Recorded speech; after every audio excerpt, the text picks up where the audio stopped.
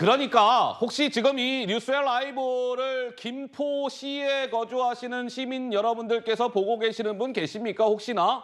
네. 우리 지금 보니까 유튜브로도 많은 분들이 시청해 주시고 계시는데 계시면 좀 올려주세요. 자, 김포시 얘기가 나오는데요. 이게 무슨 얘기일까요? 자, 백문이 불여 일견이라고 했습니다. 먼저 영상으로 만나보시죠. 김포시가 시민들의 의견을 모아가지고 우리는 서울시로 편입하겠다 하는 절차를 거치신다면 저희들은 당연히 김포시 주민들의 의견을 존중해서 우리 당은 적극적으로 김포시를 서울시에 편입시키는 절차를 진행하겠다. 서울 주변 도시의 경우에 주민들의 의사를 존중해서 생활권과 행정구역이 일치되도록 하는 것이 우리 국민들을 위한 길이다. 그런 원칙하에서 최대한 존중해서 처리를 하는 것이 옳다 하는 원론적 입장을 가지고 있습니다. 그러니까 여권이 김포시 등을 서울로 편입하는 것을 추진하겠다. 뭐 이렇게 발표를 한 겁니다. 지금 보시는 바와 같이 대한민국의 수도 서울이 자리하고 있고 서울 인근을 둘러싸고 있는 경기도의 시들이잖아요. 뭐 지금 김포시 얘기 나왔고 한번 쭉 봐주세요. 이런 시들을 서울로 편입하겠다. 그러면 저게 최종적으로 성사가 되면 이렇게 되는 거예요. 지금은 경기도 김포시잖아요. 그것이 아니라 서울시 김포구, 뭐 서울시 구리구, 서울시 하남구 뭐 이런 식으로 되는 겁니다. 그것을 여권이 추진하겠다. 장채고 왜 추진하는 거예요? 일단 김포 시민들의 요구 사항이 있었기 때문입니다. 그래요? 이게 국민의힘이 먼저 이야기하는 것이 아니라 김병수 김포시장과 그 지역에서 정치를 하는 홍철호 전 의원 등이 시민 여론을 수렴해서 주장해왔던 사안이고요. 김포 같은 경우는 사실상 생활권이 서울과 일치한다고 봐야 되겠죠. 그런데 엄청난 교통난에 시달리고 있음에도 불구하고 민주당 대통령, 민주당 김포시장, 민주당 국회의원 시절에는 지하철 5호선 연장조차도 확정하지 못했습니다. 대통령과 시장 바뀌자마자 5호선 연장 바로 확정했거든요. 노선에 대한 이야기가 지금 오가고 있는 중이긴 합니다만 결국 이 시민들의 요구를 받아들이겠다는 것이고 당위적으로 봐도 우리나라가 OECD의 주요 선진국 중에서 서울, 수도의 면적이 29위에 해당합니다. 인구에 비해서, 인구 밀도에 비해서 전체적인 면적이 조금 좁다고 할 수 있고요.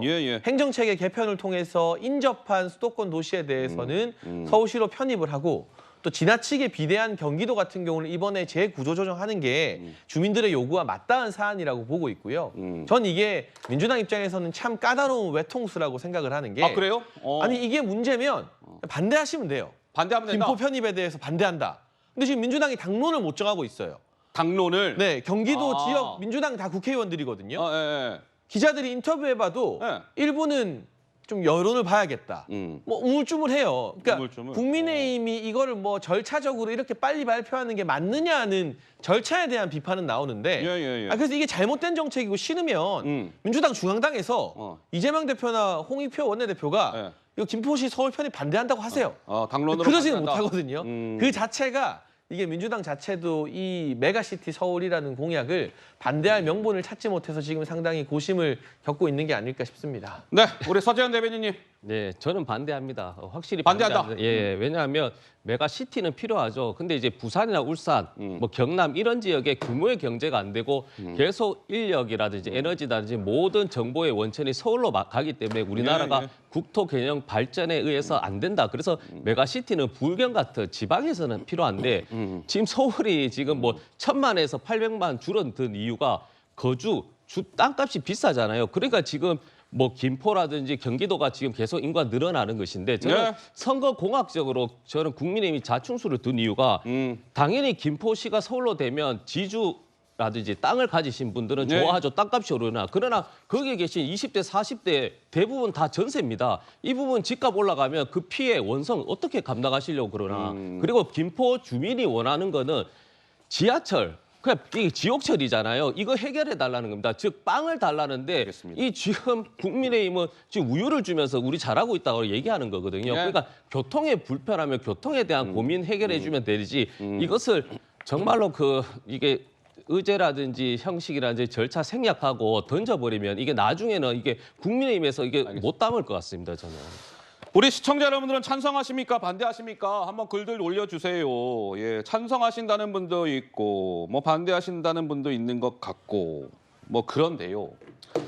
자, 이번에 이 김포를 서울로 편입하는 것을 여권에서 추진을 한다 이런 소식이 전해지자 더불어민주당에서는 이 사람이 개입된 거 아니야? 또 이렇게 의심의 눈초리를 보냈습니다. 천공!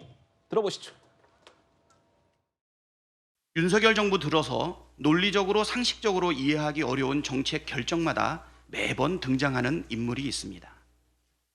누구일까요? 경기도하고 서울하고는 하나예요. 두 개 바뀌니까. 수도 서울이 되려고 그러면 이게 통합이 돼야 돼요. 윤석열 대통령은 후보 시절 천공에 대한 굳건한 신뢰를 드러낸 바 있습니다. 설마 아직도 천공을 굳게 믿고 있는 것은 아니겠죠?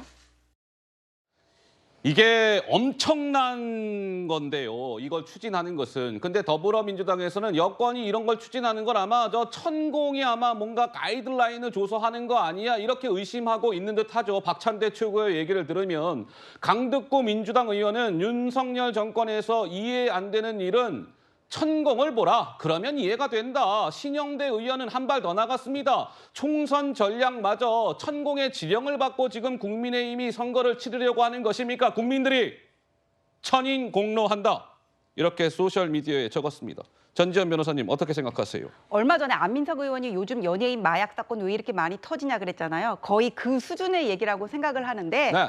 저 그 광역 서울 얘기는 2018년에 이재명 대표하고 남경필 지사가 붙었을 때부터 남경필 지사의 어떤 공약으로 나왔던 얘기고 각종 싱크탱크에서 서울과 그 주변 수도권이 사회적 경제적으로 광역화 패턴으로 지금 가고 있다. 이거 앞으로 서울도 메가시티로 발전을 해야 되는 거 아니냐 이런 연구 용역이 계속 있었고 저 논의의 단초를 제공한 게 민주당 출신의 그 김동연 지사가 경기 남북 군도를 경기지사. 얘기하면서 예. 나온 거거든요. 예. 그래서 제가 볼 땐 저 얘기가 왜 나왔냐면은 지금 민주당은 이거를 찬성할 수도 없고 반대할 수도 없고 어떤 뜨거운 감자 같은데 야 그럼 천공 어떻게 얘기했나 찾아봐 하다가 어떻게 저 사람이 저런 얘기를 한 게 딱 걸렸어요. 그러니까 봐라 천공의 지령을 받다 지금 이렇게 얘기를 하는 건데 이거는 좀 공부의 부족이라고 보고 그리고 참고로 지금 민주당을 띄고 있는 부승찬 대변인이 천공이 무슨 관저 이전에 개입을 했다고 네, 했는데 예. 그거 아니라고 밝혀졌습니다.